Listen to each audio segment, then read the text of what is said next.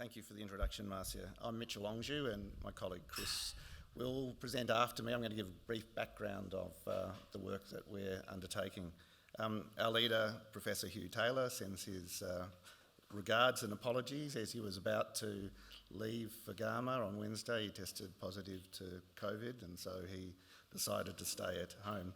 I'd like to thank Professor Langton for her and the University of Melbourne delegation for the invitation to speak a little bit about the work, which is focused on entirely Aboriginal and Torres Strait Islander eye health, and this is indeed a great honour to be speaking at Garma.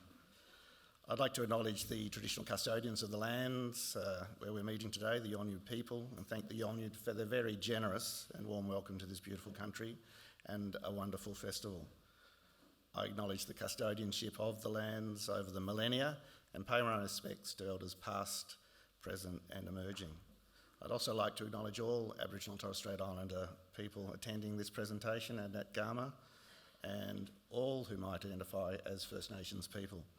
For me, this is a very special privilege to attend the festival, and I'm learning a lot and thoroughly enjoying myself. Our little work group was established in 2008 in the University of Melbourne School of Population Health, as it was at the time, by Professor Taylor. It was set up with a very specific goal, which was to close the gap for vision. That was to eliminate the known inequity in vision care and eye health between Aboriginal and Torres Strait Islander people and other Australians. A national survey conducted in 2008 showed that there was 6 times more blindness and 3 times more vision loss for Aboriginal and Torres Strait Islander people. 4 conditions were responsible for over 90% of this vision loss, and they were cataract, refractive error, diabetic eye disease and trachoma. And our analysis showed that 94% of this vision loss didn't need to be there. It was preventable or treatable. Our subsequent work through co-design and broad sector and nationwide input identified solutions to attend to the problems in eye care services and systems. We published a document called The Roadmap to Close the Gap for Vision in 2012.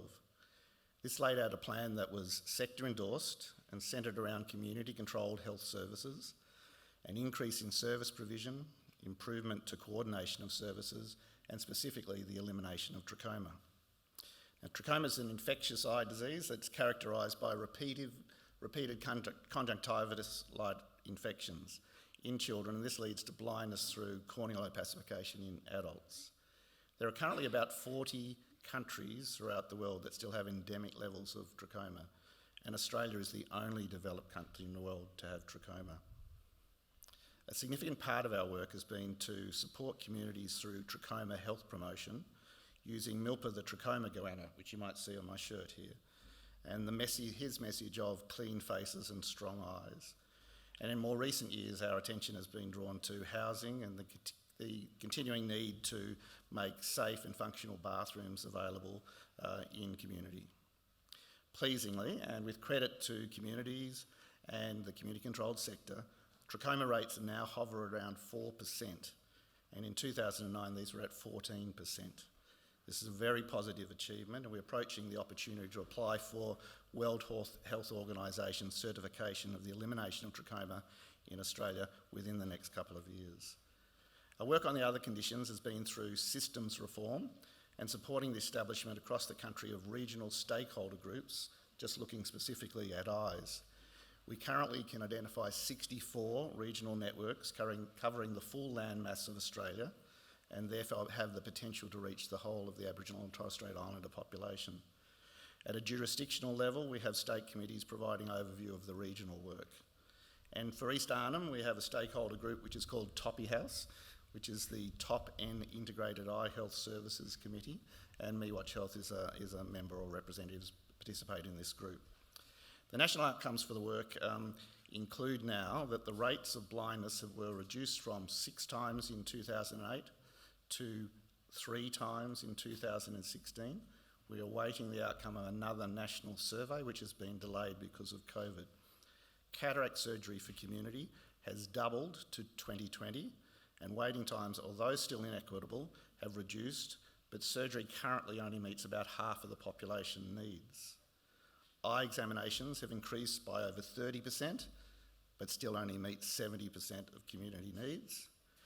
Diabetic retinopathy screening has increased from 20% to over 50% of the population that needs the care.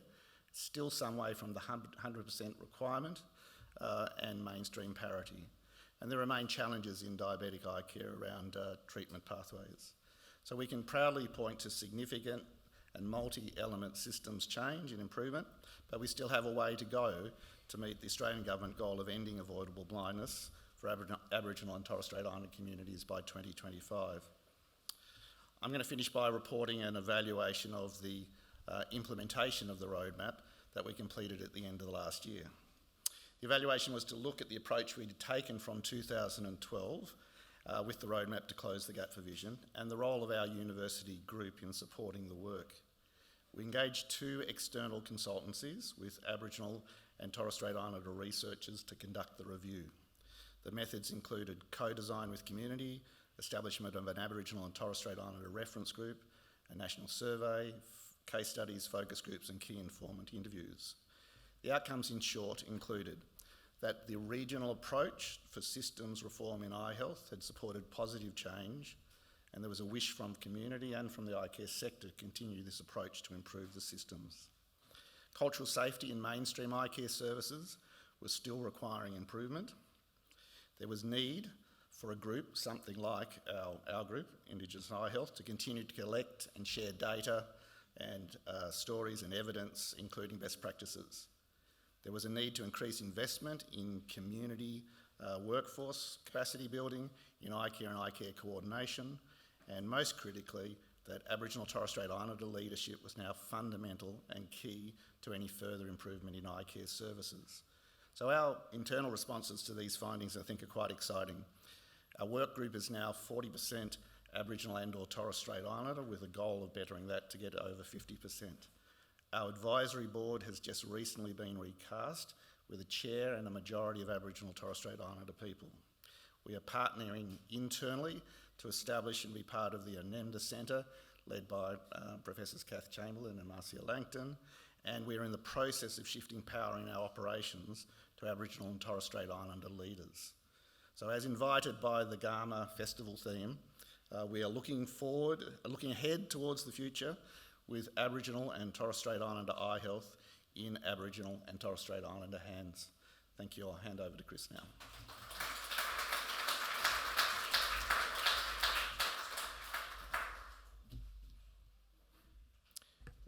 Thanks, Mitch. Wallabiagan means hello and thank you in my mother's tongue. I'd like to begin by thanking the Yolngu and Gulkula clan for having me here and the opportunity to speak.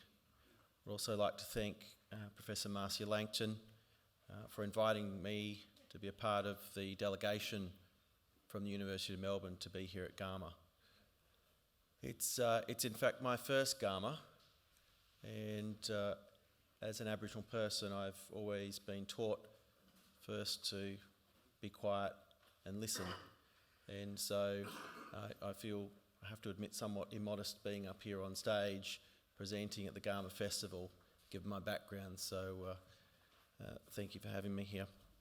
In terms of who I am, on my mother's side, my roots derive from the Yuggera people of the Brisbane Basin, where a large metropolis now sits, as well as the Wailung people, who are up from the Tully area near Cairns. They're a rainforest people. And my father's side is derived from the Wiradjuri, around the Mudgee area of New South Wales.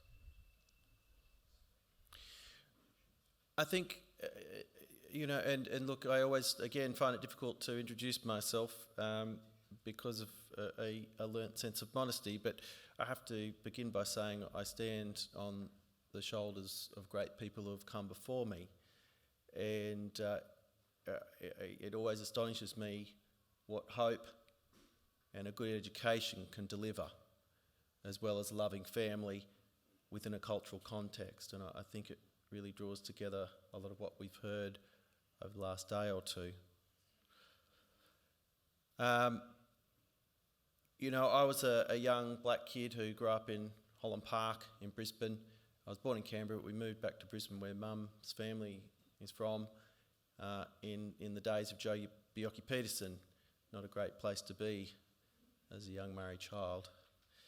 But I now find myself as a founding member and immediate past president of the Australian Indigenous Doctors Association, immediate former councillor on the AMA Federal Council, an honorary associate professor at the University of Melbourne, a member of the selection board and Reconciliation Action Plan of the Royal Australian New Zealand College of Ophthalmologists, a director on the board, the federal board of the Royal Flying Doctor Service Australia, a director on the board of Nova Peris Foundation, a technical advisor to the Fred Hollows Foundation, and a director on Rockdale Holdings.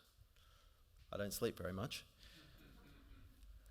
In terms of my work with the great Professor Hugh Taylor and the Indigenous Eye Health Unit at the University of Melbourne, I've known Hugh for quite a number of years now. It's not a big world in ophthalmology. I think at last count we only had about 1,000 ophthalmologists between Australia and New Zealand. We have around 30, that's 30 training jobs per year offered for registrars across the two countries. So we're rather a rare breed. But Hugh has been a big supporter, and the work that he's done is remarkable. As Mitchell said, we're very, very close to eliminating trachoma, and that will be a very, very big thing. Of course, that work was taken a long way by Professor Fred Hollows. But Hugh is an enormous believer in self-determination, and in terms of where the unit is heading, earlier this year in Darwin we had the Indigenous Eye Health Conference, which, to my knowledge, and correct me if I'm wrong, Mitchell, was largely Indigenous run, and I have to say it had a wonderful feel about it. A very, very different sense of place and self and ideas around where we wanted to go. And something that came from that will be formed through the Indigenous Eye Health Unit is that we're hoping to develop a peak body for ophthalmology and eyes, so to do Indigenous eyes our way. And that's not just about ophthalmology, it's about optometry, it's about optical dispensers, it's about Indigenous eye health workers. So it's the whole breadth of eye health. And the hope is not to compartmentalise health and welfare in a Western sense, but in fact to be able to focus on a fundamental part of who we are as Indigenous people. Because if we can't see, we can't teach, and we can't pass our culture on. So we had a very serious discussion at that conference, and that's forming to be a major component of where we will move. And my understanding that Hugh is coming towards retirement, and is wanting to hand that over. So I congratulate Hugh on his humility in wanting to seek and establish the idea of self-determination and leaving Indigenous eyes in Indigenous hands as he moves to the next stage of his career. In terms of where are we with workforce, again, it comes down fundamentally to education, and I applaud the presentations we've had on the homeland schools. As former president of the Australian Indigenous Doctors Association, I made the comment on numerous occasions that when I began medical school in 1997, we had less than 10 Indigenous doctors, and I was an anomaly. Now, I went to a private school, I'm very well educated, and that was a challenge at that point to get people even like me in there. I think in the 25 years since the establishment of that organisation, we're now at a point where it's almost expected that young black kids like myself with a good education acquire a higher degree. And I said repeatedly, and it is a part of the mission of AIDA, that we start to reach out to those kids who weren't as privileged as I was growing up. And I applaud the work that is being done here, Bala Lili, as well as Indigenous peoples across the country. So I guess in summary, the Indigenous Eye Health Unit, headed by Hugh Taylor, has done an incredible job over the years. It has a very, very strong future. And then to round things off and put things in perspective, to reach population parity of ophthalmologists, so aka me's, we need about another 39 of me. That went up by about 10 following the last census. So we've got a lot of work ahead, but I see a very, very bright future, excuse the pun, and I would love to share the pages of history in Indigenous ophthalmology with peoples ultimately from areas like this, if possible. So thank you very much.